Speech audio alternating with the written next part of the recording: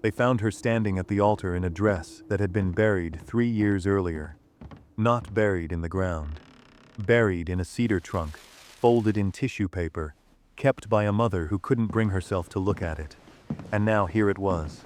Ivory silk gone the color of old bone. Laced tight around the woman about to marry. The man, everyone in Prescott, Arizona territory, believed had murdered her sister. Nobody stopped the wedding. That was the strangest part. Not the preacher, not the sheriff standing in the back pew with his hat in his hands. Not even the groom's own mother. They just watched Naomi Calloway walk down the aisle in Ellen Calloway's wedding dress, toward Silas Grayson, and waited to see what would happen. Prescott, 1886. A mining town built on silver and rumor, the kind of place where a man's reputation could be made or ruined between one poker hand and the next. Assay offices lined one side of Montezuma Street, saloons and a single bank the other, and everybody in between made their living off whatever came down out of the Bradshaw Mountains. Naomi had grown up there, in the shadow of a sister 3 years older and infinitely more beloved. Ellen, who sang in the church choir, who was engaged to marry a rancher's son, who vanished one October night and was never seen again. They found her boots by the river, nothing else. No body ever surfaced, not in that current, not in 3 years of searching, though a posse had ridden the banks for 11 miles, and a diver had been brought up from Phoenix at the family's expense. But Silas Grayson had been the last man seen with her, walking her home from a dance. And 6 months later he inherited the very rancher's land Ellen was supposed to marry into. After the son broke off the engagement in disgrace and moved to Tombstone rather than live near the talk, the town decided that was motive enough. No charges were ever filed. There was no body, no witness, nothing a circuit judge could hang a man on. But Silas Grayson had lived 3 years as a murderer nobody could prove guilty, buying his supplies at the far end of the mercantile counter, sitting alone at the back of church. A man convicted by whisper, if never by law. And now Naomi was marrying him. She'd told her mother it was practical. Silas owned 400 acres, and a herd of good stock, and a woman alone in the territory needed a name that meant something at the bank. Her mother hadn't believed a word of it, but she'd stopped arguing after Naomi produced a telegram, sent from Silas to a Pinkerton office in Tucson, dated 2 months prior. Why would a man write to Pinkertons? Her mother asked. Unless he had something to hide. Naomi didn't answer. She'd been asking herself the same question since she found the telegram in his coat, folded so small it fit inside a pocket watch. The same pocket watch, she noticed later, that had a woman's initials scratched faintly into the case lid. Not Silas's initials. Not her own. The wedding was set for the second Sunday of November. In the weeks before it, Naomi did what no one else in Prescott had thought to do in 3 years.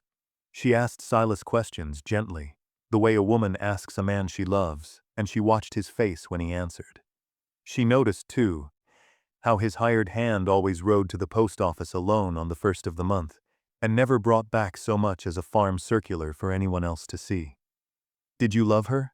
Naomi asked him once, sitting on the porch while he mended a saddle strap. "I walked her home," Silas said. "That's all I did.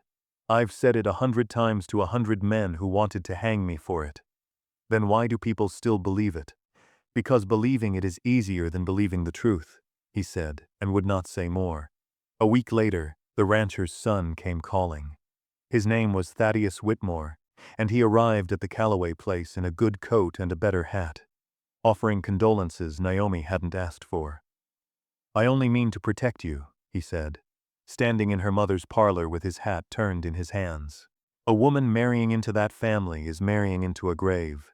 Everyone in this territory knows what Silas Grayson did to your sister." "Nobody knows anything," Naomi said. "That's the trouble. Everyone believes. I loved her," Thaddeus said, and for a moment something in his voice cracked in a way that made Naomi look at him twice. "I would have married her within the month, if she hadn't gone and drowned herself walking home with that man." It was the first time anyone had suggested Ellen might have gone into the river on her own accord, and Naomi turned the thought over for days afterward, uncertain which was worse. A sister murdered, or a sister so unhappy she'd chosen the water herself? Neither answer, she realized, matched the quiet certainty in Silas Grayson's eyes whenever her sister's name came up. 2 weeks before the wedding, a stranger rode into town on the afternoon stage from Ash Fork. Gray coat, government issue boots, a leather satchel he never let out of his sight. A Pinkerton man, sent by the very office Silas had written to. He signed the hotel register under a name that turned out later to be false, and by the second night, half of Prescott believed he'd come to finally arrest Silas Grayson for murder. The sheriff himself walked past the hotel twice that evening, hand resting on his belt, waiting for a warrant that never came. Naomi found the detective instead in the hotel dining room, and sat across from him uninvited.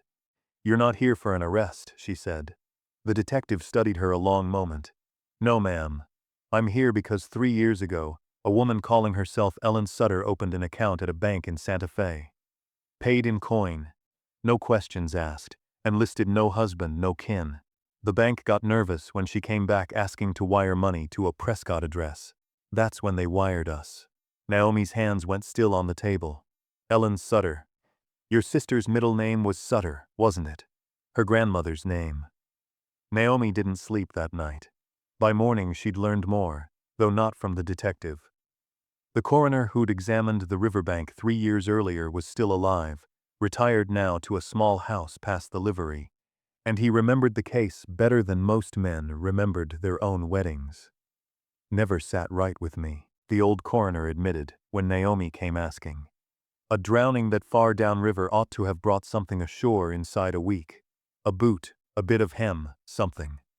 We had the boots and nothing more, and boots don't drown. Miss Calloway, boots get left." It was Thaddeus Whitmore who muddied the water again. He came forward that same week, telling anyone who'd listen at the saloon that he'd once heard Silas confess outright to the killing, drunk on trail whiskey after a cattle sale. The story spread through Prescott by supper time, and for 2 days Naomi believed she had been a fool. Until she found Thaddeus's own hired man in the livery, willing to say for the price of a meal that Thaddeus hadn't been within 40 miles of that saloon the night he claimed to have heard any such confession. A lie told out of an old grief, or an old jealousy. Naomi couldn't yet say which, only that it wasn't the truth Silas had been hiding. The truth, when Silas finally told it on the porch 2 nights before the wedding, came out slow. Like something poured carefully so it wouldn't spill, Ellen hadn't drowned. She'd asked Silas to walk her to the river that October night, and help her disappear instead. Not from him, but from Thaddeus Whitmore, a man who beat her in private and smiled in public, and who would never have let her simply leave. The engagement had been arranged by their fathers over a land dispute long before Ellen had any say in it, and by the time she found the courage to break it, Thaddeus had made plain what would happen to her reputation, and worse. If she tried, Silas had rowed her across in a borrowed skiff at midnight, well past where the current ran hard enough to carry away a pair of boots left deliberately on the bank, and put her on the first stage north out of a station where nobody knew her face. He'd given her what money he had, walked home alone in wet boots of his own, and let the whole territory believe whatever dark story it needed to believe. Because a dead woman was safer than a runaway one, a jealous man might hunt down with money and a posse behind him. He'd taken the accusation of murder onto his own shoulders, and never once corrected it, for 3 years, to keep a woman he'd never even courted alive and free 200 miles away. He'd sold 2 horses that first winter just to cover her passage east, and told no one, because a man explaining himself too carefully only made a lie sound more like the truth. He'd even let the sheriff search his property twice, offering no protest, knowing full well there was nothing to find but his own silence. "She's in Santa Fe," he told Naomi, "safe, married again to a decent man under a new name. I write to her twice a year through the Pinkerton office, so no letter ever passes through Prescott's post and starts talk. That watch you found, it was hers. She left it behind that night by accident, and I've carried it ever since, because throwing it in the river seemed a coward's way of finishing what I'd started." Naomi wore the dress anyway. That second Sunday in November, standing in the little clapboard church in front of a town that had spent 3 years condemning an innocent man. She wore it because Ellen had asked her to, in a letter carried west by a government detective. Wear it, marry him, and let Prescott finally see the truth it had been too afraid to look for. Thaddeus Whitmore did not attend the wedding. He left Prescott before the month was out, and nobody in town ever again heard him mention Ellen Callowas's name. Silas Grayson took Naomi Calloway's hand, that day a free man in every way that mattered, though the town would take another year to fully believe it.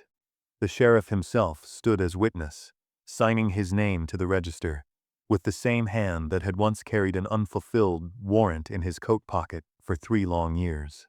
And somewhere in Santa Fe, a woman once presumed drowned raised a glass to a sister she couldn't yet see in person, wearing a dress that had been mourned as a burial shroud, and was, in the end, only ever meant for a wedding. Justice on the frontier didn't always come from a judge or a badge.